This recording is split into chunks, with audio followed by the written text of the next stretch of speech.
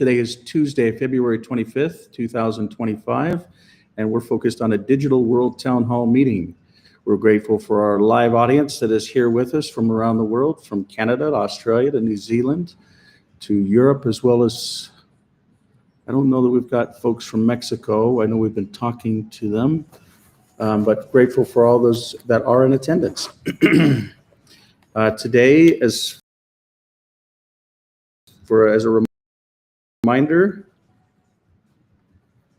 here we've got co-hosts with Wally. I don't know that Terrence or Elle are on, but thank you for being here, Wally.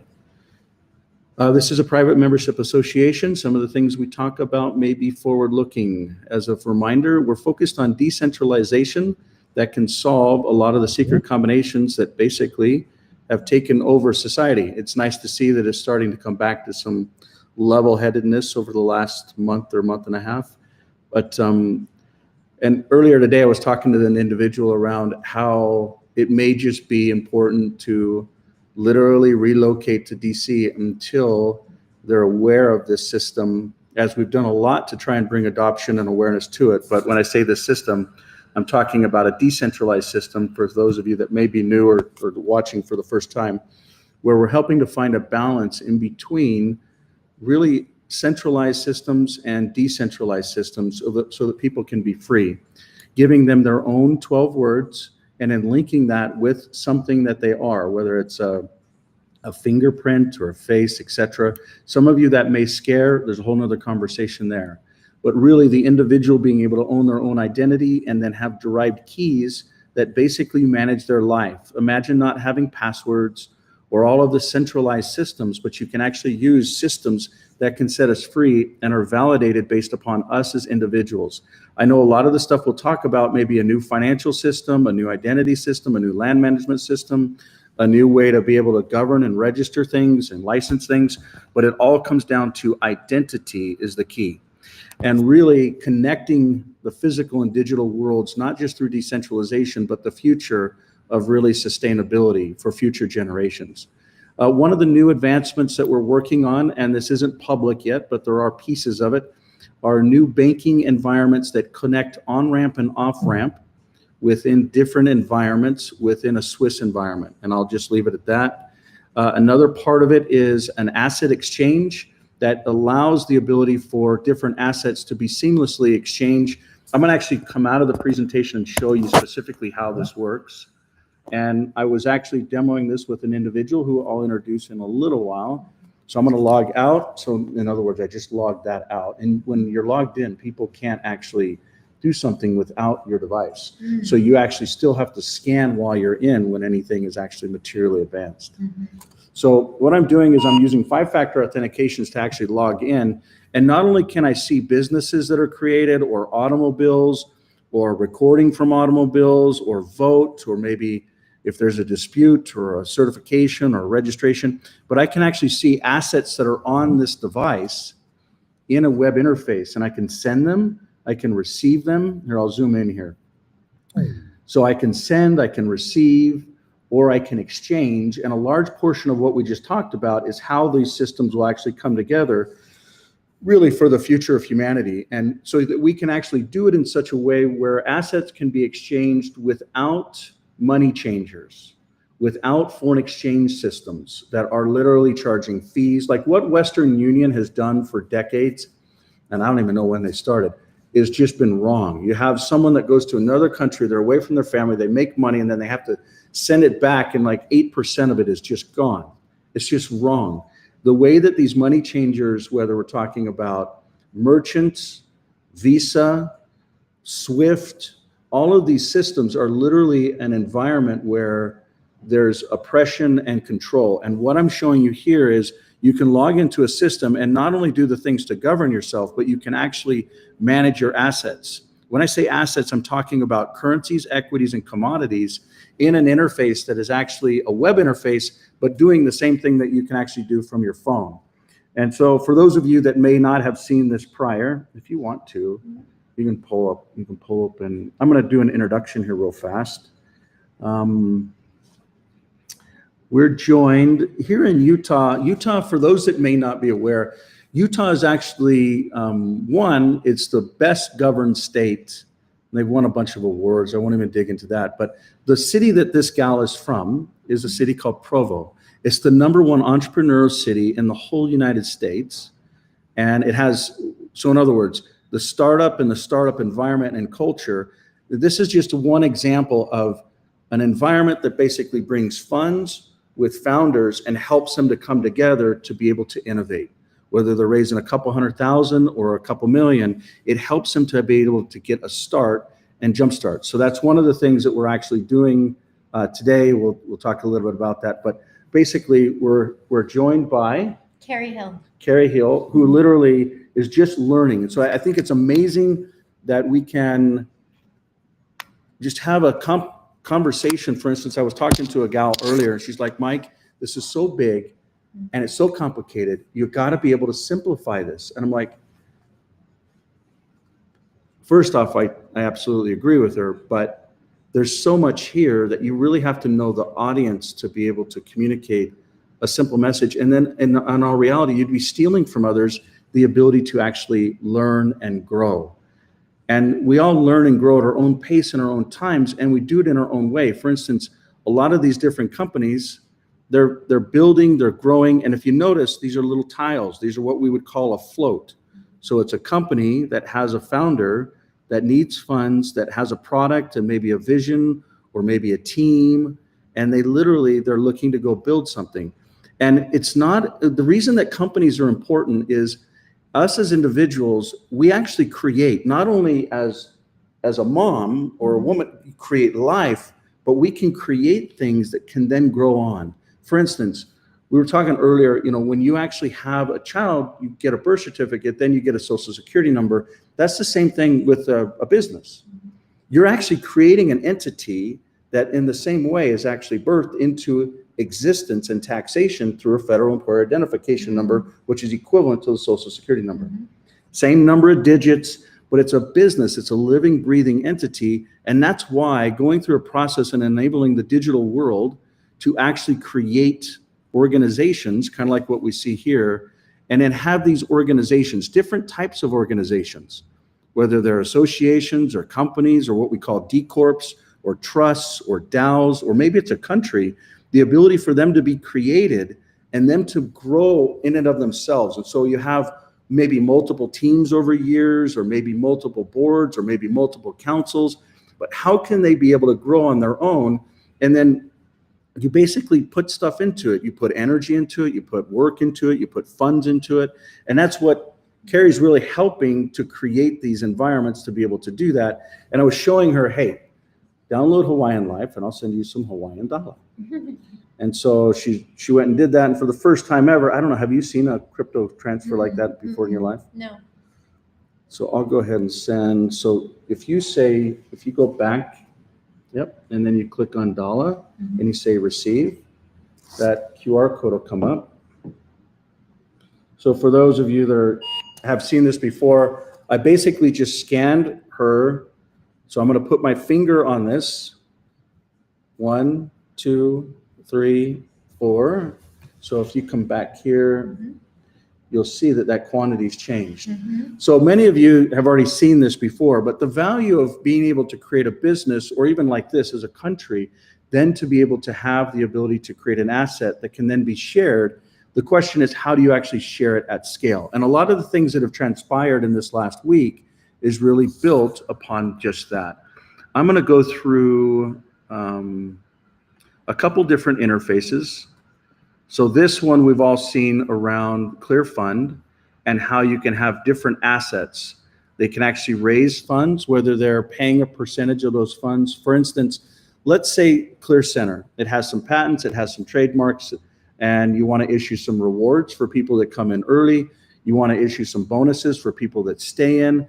And the way that the rewards actually get disseminated is in such a way where a percentage of revenue that's tied to whatever that is. So in this case, it's data. In this case, it would be phones. In this case, it would be CDM. In this case, it would be DAO. So they basically, when the revenue gets driven here, a percentage of that revenue gets paid to the holder. Like this is real sales, a percentage of sales, because in this environment, this is a new digital environment where everything is transparent. You can see if an investor bought a token and held onto the token, and so now they can get a bonus. So if they hold on to it for a year and they don't sell it, if they sell it, you can see that they sold it. You may not know who they are, Right. but you know if they've sold it or not. So what we're talking about is really how companies can do floats. And it's not just companies. I'm going to show you something new that's unique. Let's go and jump into here. We're not just talking about companies, we're also talking about equities, currencies, and commodities. And so when we look at, for instance, here, we look at this is, and by the way, we're making some advancements on currencies. We will actually see there's a mint in Utah, as well as a bullion dealer in Utah, as well as a press in Utah to create these coins. There's other different versions of coins for different countries that we're also working with. And this week we will go to another state. Unless if we sign a deal with them, then I'll let you know which state. But they basically do the same thing that happens here in Utah. You can procure the gold and silver, which by the way, in Wyoming and Utah, this is legal tender. In the Constitution of Utah, it was built in that gold and silver is actually legal tender. One of the questions is how much of it? And then how can that be linked with other assets? Maybe a digital asset, maybe a physical asset, maybe they come together, maybe they can be procured. So the point that I'm driving at is how can that actually link to an exchange that actually can be the future? So for instance, let's say, I'm going to jump into a different environment. Let's say that people want to not just buy silver and gold, but they want to actually invest into these different ecosystems. And let's say some of these companies, like there's one in here in particular, is doing $22 billion in revenue.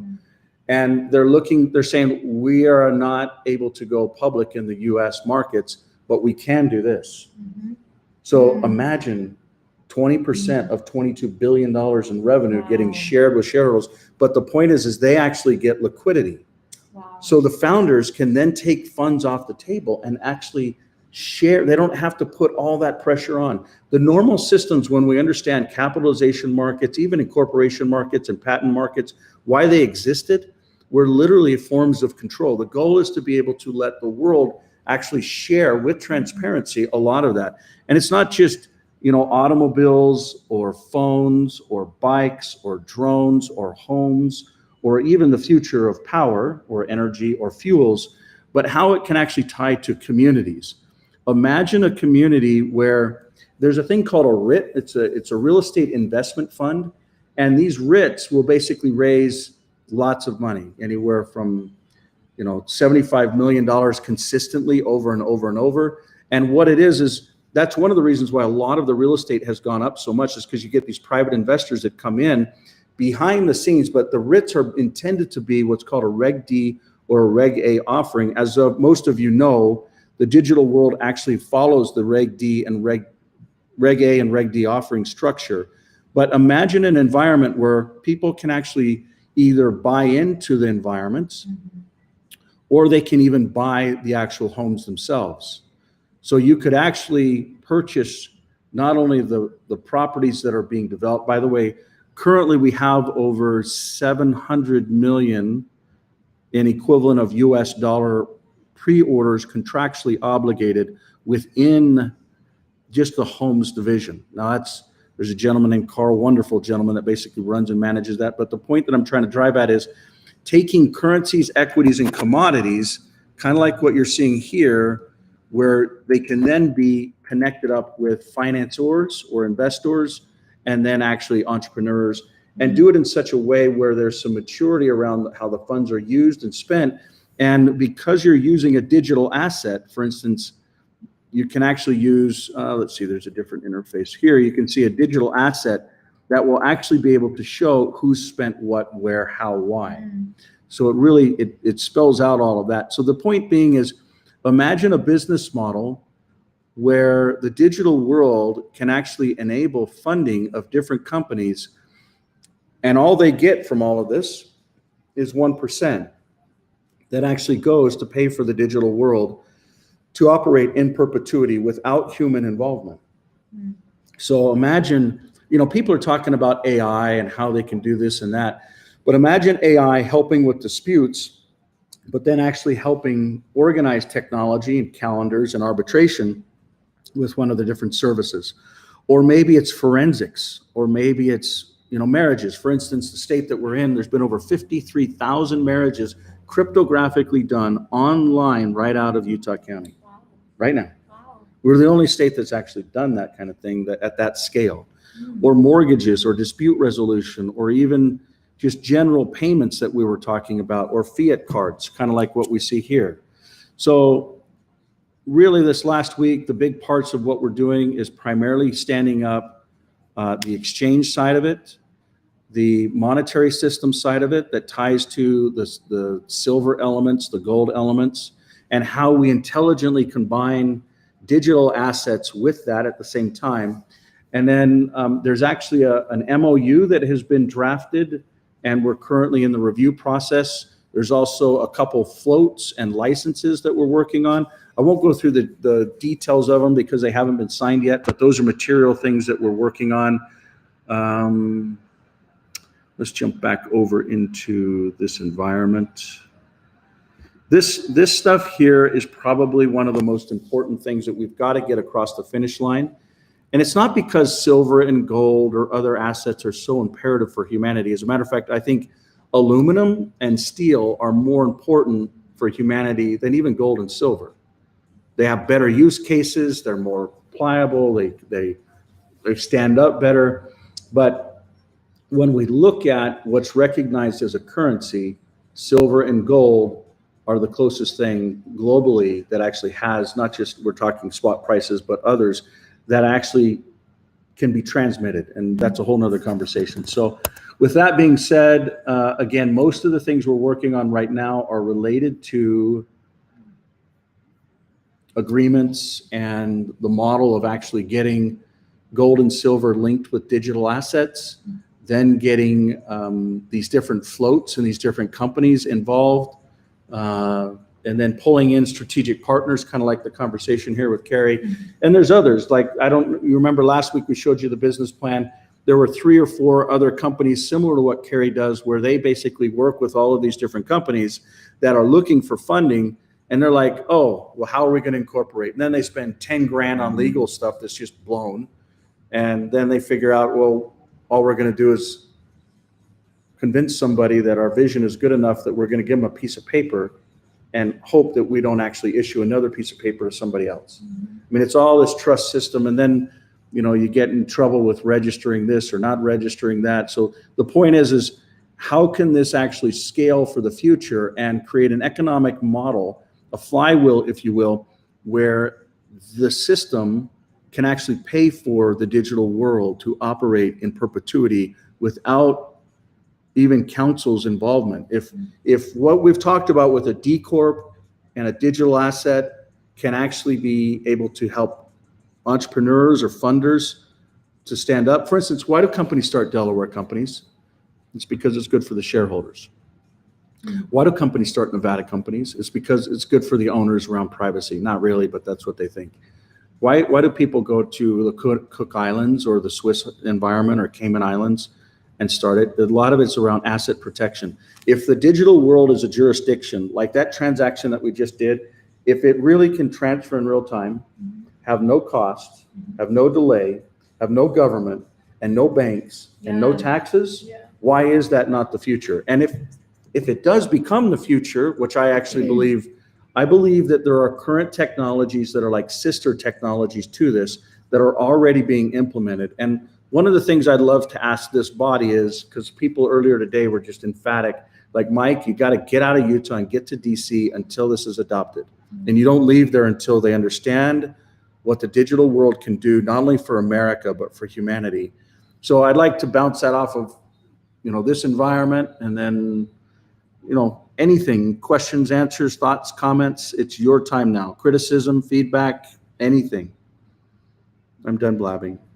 It's up to you guys. Any thoughts? Hi, Michael. Hello. I just have some suggestions. I think on one of your screens there down the bottom, I saw AML, which was anti-money laundering. So I guess for me, just in my past experience, that would be something that we would have to, like you said, going back to DC and getting it adopted, that would have to be something that we would have to identify, how that process works when it comes to anti-money laundering. Yeah, so what That's probably. we could probably even have a council on it and, question things. The thought right now is the only area. So if someone comes in, let's say they buy gold, or let's say they buy a digital asset, if they don't buy it over $10,000 in a transaction, there is no anti-money laundering or know your customer requirements that are legally obligated, regardless of environments that you're operating from, jurisdiction-wise, that I'm aware of. Now, again, this may change in time, and this is not financial advice or legal advice, but based upon what we're seeing, if someone wants to come in and invest and put money into a business, there is an obligation to know where that money comes from and to validate identities.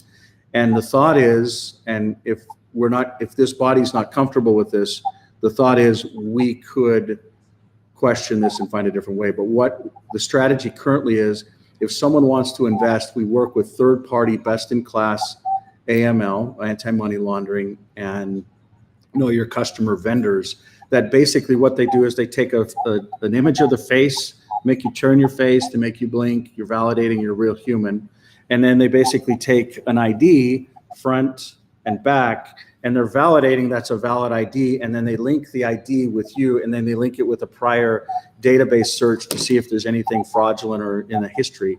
And then they provide an approval, and then once they're in, they basically, you can link a digital notary process. By the way, all that data, the scans, the digital world does not access any of it or ever get any of it, and it's contractually obligated that those things are deleted.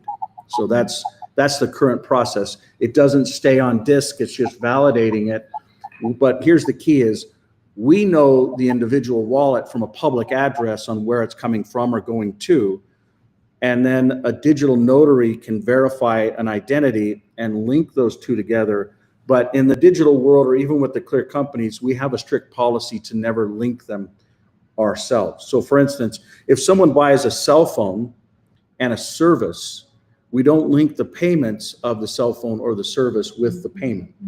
So that's a policy that we have. And then, we've also have this birdie and the canary scenario, that if we are given certain notice, like a FASB type of recommendation where people want records, and then they give us a gag order, we remove a page. So that's a whole nother conversation. I won't disclose that here, but those that know that know that. So it's really comes down to, how do we operate in the world but not be of it, but still be in compliance? And that's why, what we're seeing a lot of is the SEC, the Security and Exchange Commission in the US, that's sued tons of different organizations, from Coinbase to Ripple to, there was another one that was done yesterday. I think it was an OK exchange that had to pay like $300 and some odd million in restitution. But the point that I'm driving at is these lawsuits are being resolved, and hopefully there's a guideline structure that actually gets stood up. And with the executive order with Trump, there's 180 days that actually we had until that recommendation went to Trump. And so one of the thoughts are, should we be back in DC actually helping to drive awareness and some of the, I know we can't drive policy, but should we help them to understand what could be done? So I know that's a long answer, Beck, for your question, but do you have concerns with what I just outlined? And do you think that we should have a council that questions any of that? Or what are your thoughts? No, I think that if we're going to be using artificial intelligence, we should probably just tie it back into that council. But that was a very good answer. And I guess my question is, because just from my past experience, I've done anti-money laundering checks through communications, and they've been a little bit lazy in terms of, identifying and onboarding them into businesses. And if we are all going to be linked through the digital world, through our businesses, I think it's really important just to stay open with all those processes. Mm-hmm. The original architecture of the digital world is in such a way where the councils can basically create policy that service providers follow the policy. So for instance, an AML, anti-money laundering, or KYC, know your customer onboarding process vendor that we would use as a service provider, through contract, they would be the ones that would be required to make sure that as people are brought on, one, the digital world doesn't know who they are. Two, they don't necessarily retain any of the data, but they can validate who they are. And so these systems are not perfect. And I would even say they don't even use the same AI engines that the rest of the world's starting up with. There may be some AI engines that'll come up in the future. And that is really what the digital world is built for, is to provide services in such a way where people retain their identity with a decentralized system. And I would say it's like 1,000 times more complicated to develop a system like this than it is to just say, hey, are you in? Are you out? Are you validated? Are you not? You know, so, but your perspective is spot on. Just let me know if you're seeing something where we should slow down and do it a different way, or if a council should get involved and question things or maybe audit things. You know, that's one of the benefits of we're running fast, but help us to slow down and have governance internally as we should. So that's we think we've thought through it, but I'd say once the systems get implemented, why don't we actually do a demo in this format on the Digital World Town Hall meetings? Just walk through a demo and actually do them, and then say, hey, there's too much here, or there's a concern here, and basically either pause there and question things or continue forward. Does that make sense? Yeah, absolutely. Thank you. Okay. Other thoughts or comments or questions or feedback or criticisms or anything? Maybe some guidance on if we should do this DC thing or not. I personally don't want to do it, but I felt it a while ago and people have just come out and said it. They're like, what are you doing in Utah when everything is happening in DC? Other thoughts, questions? Mr. Green, it's good to have you from Mexico Environment. Hey, hello everybody. I was just hearing everything here. How are you? Life is good. It's good to see you. Anything you want to report out down in that area? Yeah, actually, I was speaking with people in Mexico. They were very interested to moving forward, like different kind of environments. That's something I really like it, that it could be not only the Mexican country, but also the people of Nuevo León who wants to be more independent, because the whole country, what they wanted to do is to be like create a new form of government. There are so many like states. I don't know if you can see the one that it's called Nuevo León. And what does it start with, an L? And that one, Nuevo León, that one. Right there. So this is where they're located, Yeah. right here. So a lot of the states Yeah. you're talking about are the states that are right connected to the U.S. borders. Okay. Yeah, exactly. That one, because Go ahead, bud. Was that you? I think we lost you, Mr. Green. So this has about what's called municipalities, which is equivalent of counties. So there's 51 counties. So, Mr. Green, are you Yeah, with us exactly. again? yeah. Can you hear me now? Yeah, we got you. Are there, Yeah. go ahead. Do you want to expound on anything within that environment? Yeah, for example, in that environment, what they wanted to do is, for example, what happened with the rest of the federation is that all the, how's it called? All the contributions to the federation, they give them back only like 20-30%, you know? So that's why they wanted to be like more independent. So not like to be like in a completely independent state. Some faction, they wanted to do something like that, but to be able to manage um, their own assets, their own money, their own to be more independent as a state. And each state want something similar, you know. And I think that's something that we can start doing in the Mexican environment. But they were also like asking about another environments and how advanced they are and what are the other like examples around the world. Okay. What about these other states here? I don't know how to pronounce them, but this one here or any of these here, are they interested? Yes, actually. The other one that is very interesting is Sinaloa. So, for example, they used to be a whole like state, the same as Texas. Those three states, Chihuahua, no, Coahuila, that one, Nuevo León, and Tamaulipas. It was called the Rio Grande Republic, actually.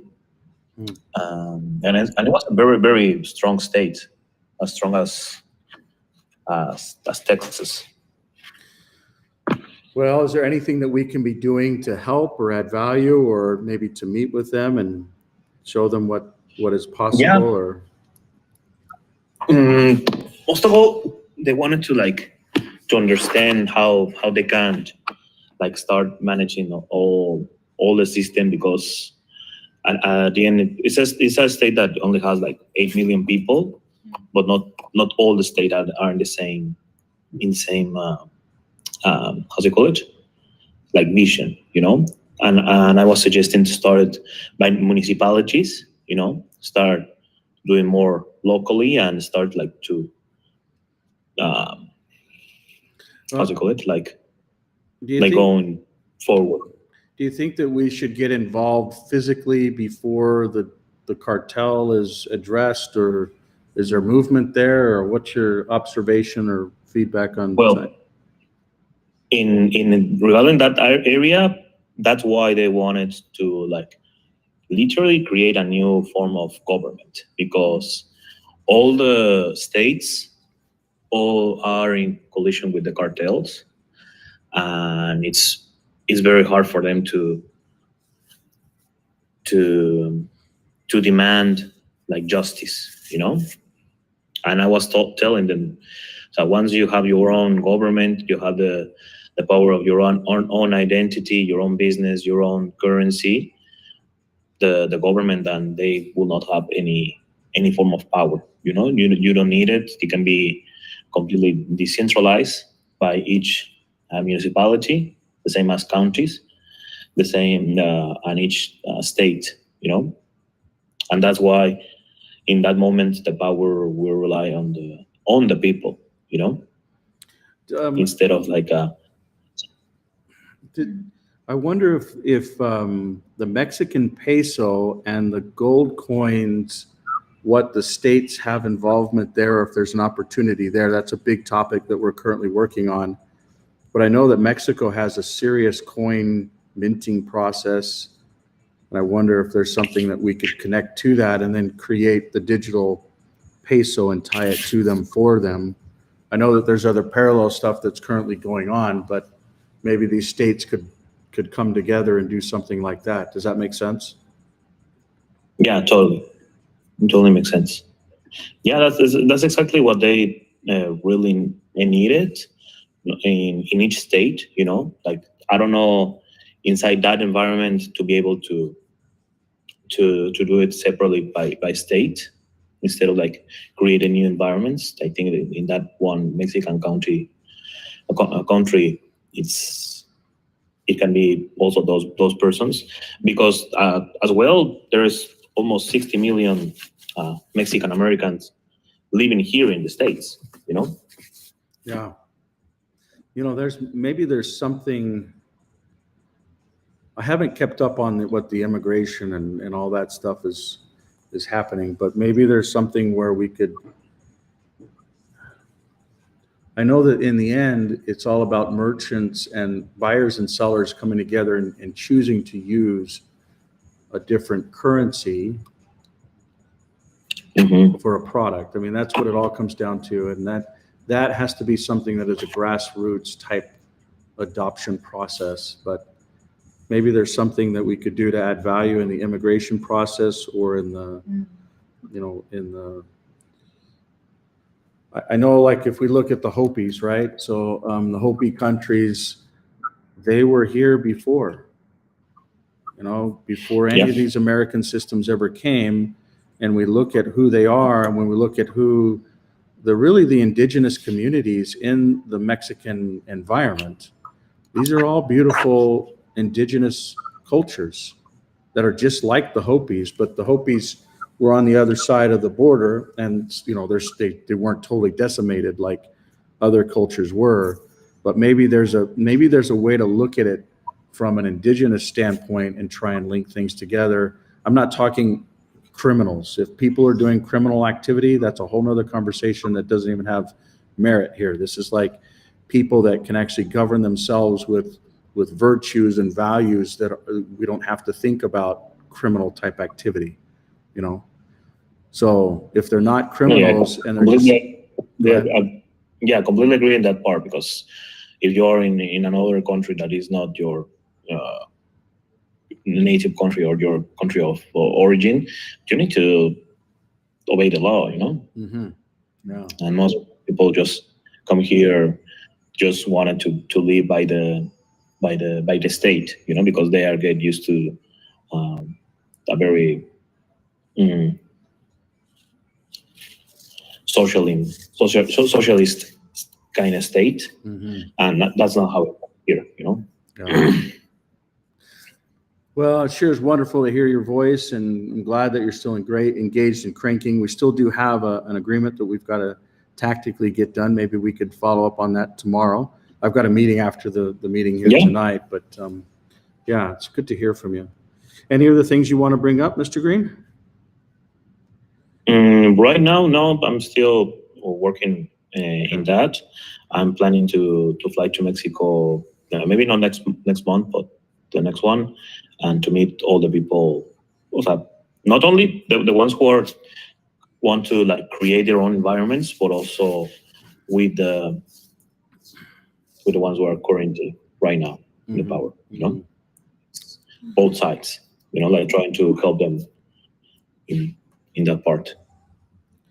Well, just know that we're here and dedicated to help. So we'll follow your lead on what you think the correct next steps are. And thank you for organizing this different states. And I'm not even that, but I know the consulates that you've met with, and I know it's not easy and it's a very confusing time, but one world, one people, right? Yeah, pretty much. And also what I really think is that we need this kind of, not only the environments, but also the agreements that we are doing it in order to preserve the peace between nations and people, Well, we need to wrap up the agreements that were there. And then there's one other, actually there's 3 documents that we need to follow up on. If you could remind me, that would be greatly appreciated. So, okay. Other thoughts or comments? Yeah, of course. Thank you, buddy. Other thoughts or comments or feedback or guidance I really appreciate, Becca, you taking a step back and just saying, hey, are we really being true to privacy and human rights with the AML and KYC stuff? And in our world, we're trying to check the box around regulations, but those regulations are put there to intentionally control. That's why the IMF, the International Monetary Fund, goes out and trains all of these. I've been in the trainings with the Pacific Union's environments and these different countries and seeing how they just basically indoctrinate them to say, hey, if you want a loan from the World Bank, you must do this and this and this, even though you're a sovereign country and you really do have your own choice. It's very interesting to see how that really manipulation, because some other culture created a currency and they want to use it. Anyway, you know, but in the end, I think one of the biggest reasons why the US dollar is a standard because of consumption, because there is so much spending on it. It's a standard there, but it's going to be interesting to see what happens over this next week. Hopefully the Federal Reserve is audited with the gold structure. And I think that we really need to be in a position to stand up the clear coins, the gold coins, the silver coins, and the native coin, all of those things in different ways. There's some people on this call that are directly and indirectly involved in that, and I'm grateful for their participation. But other questions or comments or thoughts? I had a question, Michael. Go ahead, Victoria. Okay. Have you identified your local business buyers that you're trying to target? Because like you said, connecting the buyers and the sellers. You know what's interesting? Have you identified? If I remember right, you're from Hawaii? Correct. I believe that Hawaii is actually the place to roll out what's called the shopping party. And there's a gentleman named Raghu that actually has run for Senate and president numerous times on that Hawaiian shopping party and American shopping party platform. And he's actually gotten in 3 times on the president's side, and he's currently actively going in on the state Senate side. And it's all about growing local products and buying local products with a local currency. And what's beautiful about it is we were actually doing it within the environment of, remember the little programs where kids would come to your door, knock, knock, knock. I want to actually play volleyball this year. And would you buy this little card that gets you 50% off at these 50 companies inside the city? And it's a marketing event for it's a marketing for the companies, but the $20, $10 goes to the program, $5 goes to the kid, and then $5 goes, I don't know, but it's basically divided up. But what that does is it drives adoption and awareness, and it's the future generations. It's actually saying, hey, this little card, all you got to do is download this app, and then you go in and you can scan it, and you can actually buy it, you can pay for it. And then some of the stuff that's happening in the future, which I'm really excited about the Kandao opportunity, primarily because what they call quests. Imagine if you could actually have a quest. It's kind of like, and this is going to sound stupid, maybe not, but like the Pokemon. Nothing is stupid. Like the Pokemon game. So you basically have, a artificial experience connecting the physical and digital world together with a little dragon in the corner that says, hey, if I come over and I just do this and this and this, I get something. But what if that real world is actually, you can go and buy something and you can actually stimulate adoption. And it's not just of, people actually using a local currency that's digital, but you're building rewards and reputations for the future. And so and not only that, but the kids are the ones that are actually building their own future. And so I really believe that something along those lines is how the shopping side of it should happen. So that's right inside of your backyard, Victoria. And there's actually a gentleman that created what's called the Pono card. And by the way, my Hawaiian name is, I won't even go through it, but it's Michael Maka Laka Laka Laka Laka Laka. There's not that, but, and then it's Pono proper. And that Pono card is tied to really the same principles. So imagine, I don't think there's a more fertile part of the world to grow than Hawaii, like growing superfoods, like really good stuff. And then I don't think there's a bigger melting pot. There's so many cultures that are there, and then they really have, and 10 million visitors that come through every year. And it's like, hey, and they can really assemble people, and they've got the ability to move around these small islands. But I really believe right there in your backyard, Victoria, we should connect you and Raghu around the Hawaiian shopping party and the American shopping party. And that's actually what drives the adoption. I actually sat down, and I won't be specific with names, but this week, I know we're only at Tuesday, but within the last week, I sat down with the president of the largest credit card company processor in the world. And we actually, we just talked about adoption in the future. And this same very topic, it's like, how is it that 30 years ago, people went from, maybe it was a check to a direct deposit to a credit card, and all of these things changed, and we're going to go through one of the biggest changes, not because it's a check, because that's tied to a bank account, or a credit card that's tied to a bank account. It's a whole new system that replaces the bank account. This is a really big shift, and so a lot of people have to get comfy with it. And most people, to be honest with you, are still scared because they're thinking, I don't want to do anything digital. I don't want to put anything into that. And I don't disagree with them, but the reality is it's all going to go digital. So imagine this. Mr. Musk and his team are not just going department to department to department to cut costs. They're going to analyze what are the costs. And then they'll figure out what do they cut. But when they actually pay them, it's going to be based upon, you're going to get paid in this process.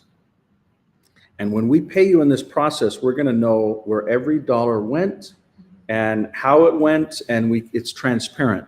Now, the question is when this thing goes digital and it's totally audited, associated with the blockchain, will that blockchain be decentralized, truly decentralized, or will it be centralized? And most of you know that's the basis of what the core competency or focus is here.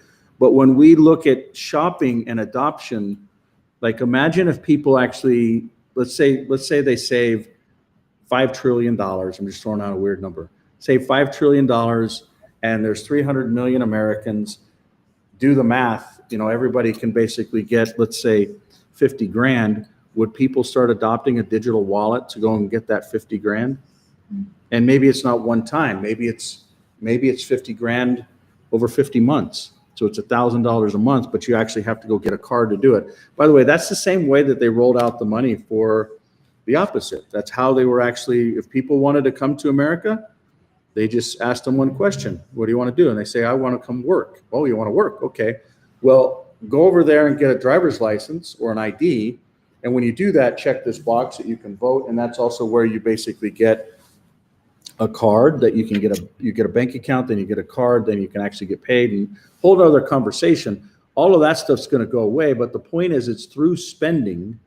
Like the United States is actually one of the basic currency standards because it's a consumption-based society. That's why the GDP and the strength of America is what it is, because people consume. Other cultures, they may have, Correct. India may have 1.8 billion people, and India may have 1.2 billion people, but they don't consume the same way that Americans do. So it's about consumption, and that's actually how the Hawaiian kingdom, or the Kingdom of Hawaii, was taken over, was all around the United States basically saying, hey, use this US dollar for commerce. That's the only thing that you must do. And so if these countries have their own currency again, and they buy their own products again, and it's a local purchase, that is absolutely what can change. And that's what Raghu, with Raghunomics, came up with. And so he's on the big island just like you are. I'd love to connect you guys up. I don't think you're there right now, but when you're back, let me know, yeah? I actually have a better plan. Shoot, I am politically connected. Can you hear me okay? perfect, crystal clear. Okay. I am politically connected. I am part of the Hawaiian Republican Party. I don't like to label myself as a Republican, but I identify with their values and their beliefs. We're having a convention, a state convention, at the end of May in Kauai. We have been looking at different ways of voting, and our current electoral system and elections process is actually being challenged. I don't know if you're aware of this or anybody on the call is aware of this, but our election is not certified yet because of pending litigation. So technically, anybody in office in our state is not official yet, but Right. they are running like it is. So we have a very high level of corruption. And when you have a high level of corruption, you have to involve the people. And I believe part of involving the people would be decentralizing and giving the power back to the people. So So, copy, go ahead. go ahead. No, you keep going. What you're talking about is beautiful. So over the last year, and it's honestly been a God thing, I've been connected with multiple people on all the different islands who are patriots, who are pushing for integrity, honesty. I'm working with the elections commissioner who is suing the elections commission. I'm working with the state chair and within the county, and I support local advocacy groups. I've also am connected with people who are going to be taking lawsuits that have to DC here in the next couple of months. So I was going to see if you would like to introduce clear companies at the convention, and I could get you an introduction into it and kind of use it as a test group for voting, because that is something that people right now don't trust, is how we vote. And I actually was the one who put the numbers together and presented it to the elections commissioner, who is fighting the elections commission with like, no, we're over 19,000 ballots just on the Big Island alone, discrepancy. And people are getting mad. Just last week, we had 3 different legislative processes happen that brought a lot of uprising and brought a lot of attention to how corrupt the system is. Because it doesn't matter how many people show up, they're still not voting on behalf of the people. So by decentralizing that, you're taking the power away from the legislation, which technically right now isn't even legislation that has been voted in. You know, they haven't even been certified, and giving it to the people, which I know 3 people that are, you know, Supreme Court and SCOTUS, you know, taking it to DC because they've been fighting this for years. And I see this as the answer for that. And I also see Hawaii as a place where it starts. And I think your system and the decentralization of that could be implemented very easily. And I have people I've connected with on the island who have been trying to do what you're doing. And I think I sent you the message connecting you to a gentleman who I was connected to, who has been trying to do this. I think you guys could work really well together. And there's the other question was building value, how you build value in that. And with decentralization and cryptocurrencies, you build value through the person, through the reputation, and everybody wants something for free. So there's another nice lady. She's created her own coin and does free airdrops and is really into cryptocurrencies. You create your own thing, and then you let people try it and take it from there. So in the marketing scheme of things, you would want to start local, branch to your business and your sellers, and then you would want to engage your political partners. I think we can hit all 3 of those by July. I think your timing and your vision is spot on. And I think that this system has been built for it, like literally, I think. And as you know, there's a lot of different folks that know that the Kingdom of Hawaii / Hawaiian Kingdom was illegally annexed, and There's a difference between what's known as the state of Hawaii and the kingdom of Hawaii. And a lot of them Yes. say, you know what, I'm Kanaka Maori by bloodlines, and it's treason if I don't stand up for what really happened. The kingdom was stolen. And I know those individuals. Yeah, and the key is if all those individuals could come behind the vision that you're talking about, and that they all live, because these are good people. I've personally spent almost 2 years of my life meeting with all of them one-on-one, many, many, many times, to every island, in all the Hawaiian islands, not all of the ones that are not the core islands, you know what I'm talking about. But Yeah. I really resonate with what you're, and on Kauai, there's a leadership team that is solid. I don't know if you're familiar with Tui and the Kingdom of Atui and any of the folks, Dwayne and any of those folks, but I'd love to introduce you if not.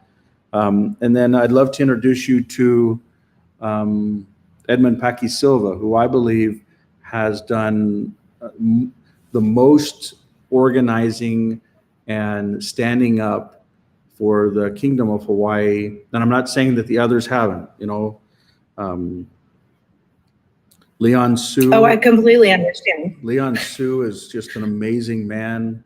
You know, even Bumpy is an amazing man. Dwayne, I mean, these in the Kingdom of Akua, these are all wonderful, wonderful folks. And, you know, it hit me.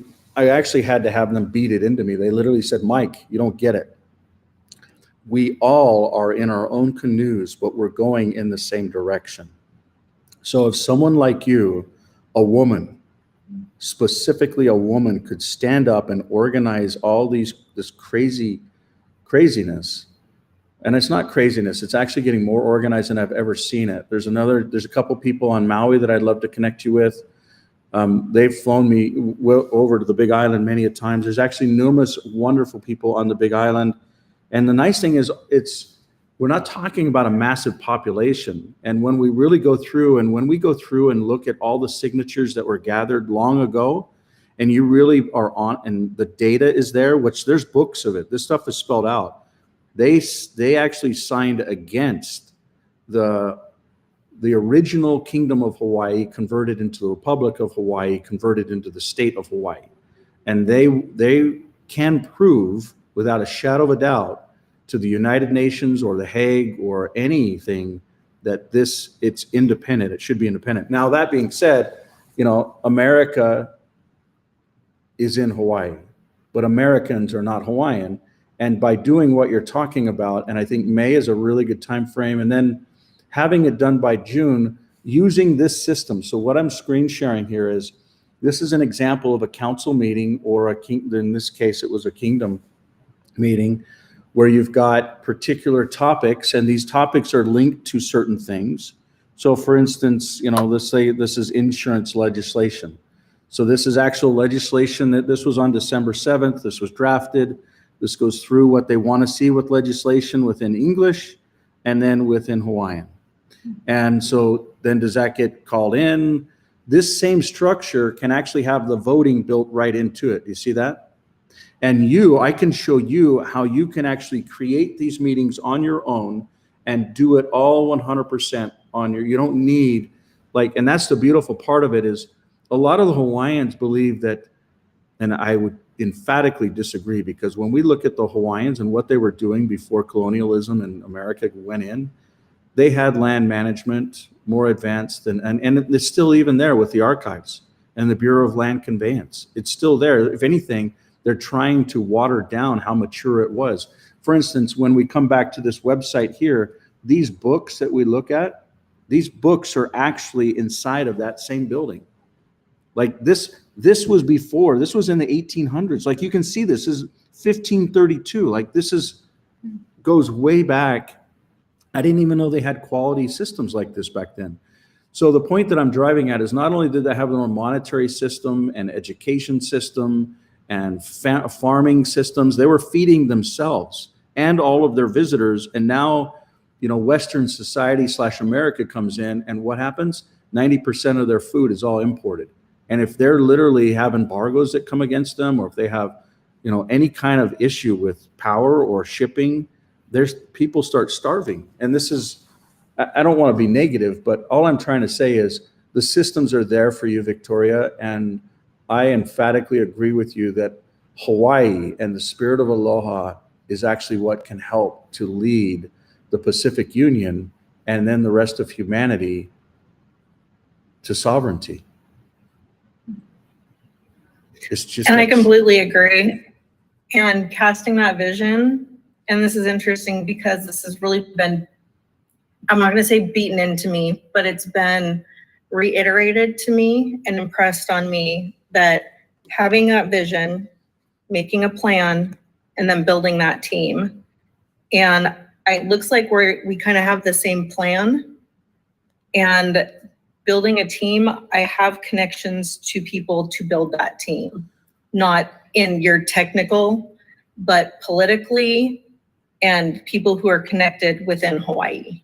why don't we look at connecting in the political connections you're talking about with the kingdom / the Kingdom of Hawaii connections and seeing if there can be alignment there, or do you see that there's friction there?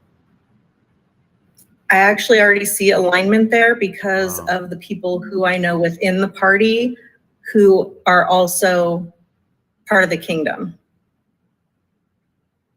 All I would say is So let's it would go. be pulling them all together. Yeah, let's go. I would love to initiate a meeting with this gentleman here this week, if possible, with UI and this gentleman, and then we try and connect in the other folks that you're talking about. Yeah, this is, I always knew that it would happen in the right time, and to be honest with you, I kind of gave up on pushing, but I would love for what you're talking about to become a reality. Every other Saturday, so I think it's actually this Saturday at 8 o'clock Hawaiian time, there's a council meeting, and I would like to do an introduction with you before that meeting and then see if we could get you in the middle of that meeting. These are leaders from all around the world. At Linux, our council meetings look very small compared to theirs. But yeah, so all I would say is thank you for just following your heart and the spirit of whatever's guiding you. And I'll just leave it at that. Well, when you do what you're supposed to be doing and your higher power is leading you, you can't really go wrong, I don't think. Yeah. And I see, honestly, January, that becoming a reality in Hawaii. That's honestly what I've been given. Wow. So This is the I can time. share more on that.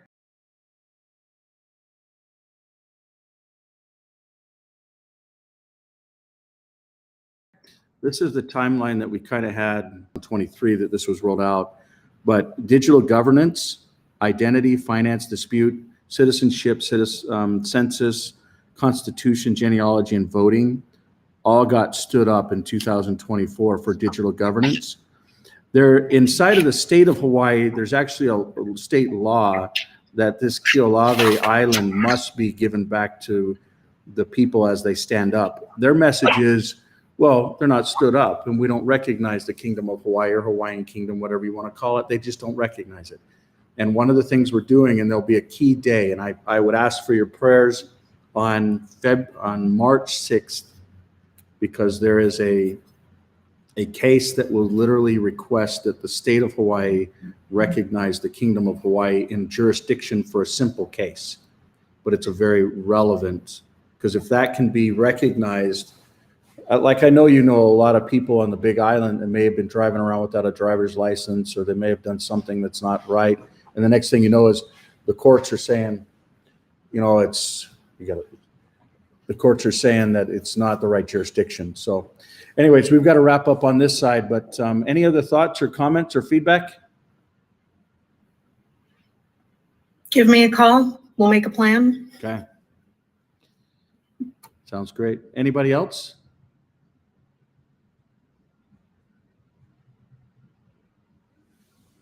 Three, two, one. We will see you next Tuesday. Much love, everyone, and thank you for joining and for all that you do.